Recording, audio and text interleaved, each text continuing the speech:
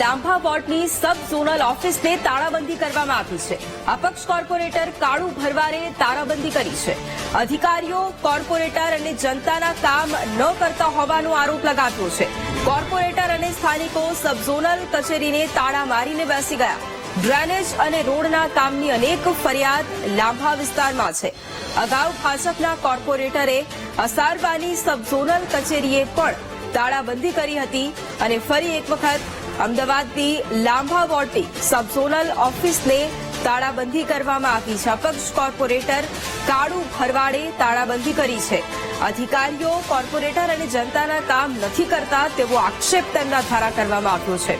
Corporator અને સ્થાનિકો સબ zonal કચેરીને તાળા મારી અને બેસી ગયા છે। અને આ જ મુદ્દે સંવાદદાતા દીપક ફોન લાઈન પર છે। દીપક, અમદાવાદની લાંભા વોર્ડની સબ ઝોનલ ઓફિસને તાળાબંધી કરવામાં આવી છે। અપક્ષ કોર્પોરેટરે તાળાબંધી કરી છે અને આક્ષેપ પણ કર્યા છે અધિકારીઓ ઉપર। શું કહેવું છે તેમનું?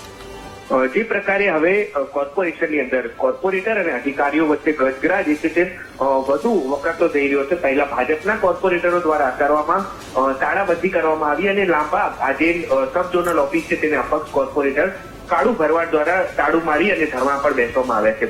આરોપ લગાવવામાં આવ્યા છે કાળુ ભરવાડ દ્વારા કે તેમના રોડના અને ડ્રેનેજના કામો જે છે તે ઘણા સમયથી વિલંબ કરી રહ્યા છે ને કોર્પોરેટર તથા જનતા જાય તો અધિકારીઓ તેમનું સાંભળતા નથી। એટલે કે જે અધિકારીઓ 10 વાગે આવવા જોઈએ તે 11 વાગ્યા સુધી આવતા નથી, તેમનું સાંભળતા નથી અને કામો નથી થતા પ્રજાના। તે બાબતે થઈને કોર્પોરેટર દ્વારા અનેક રજૂઆતો કરવામાં આવી હતી, છતાં પણ અધિકારીઓ ન સાંભળતા આજે કોર્પોરેશન જે સબ ઝોનલ ઓફિસ છે તેને તાળાબંધી કરવામાં આવી અને અત્યારે હાલ કાળુ ભરવાડ અને સ્થાનિકો જે છે તે ધરણા પર બેઠા છે અને તેમની માંગ છે કે તેમના જે વિલંબિત કામો છે તે કામો થવા જોઈએ અને અધિકારીઓ સામે જે કાર્યવાહી છે તે કરવામાં આવે।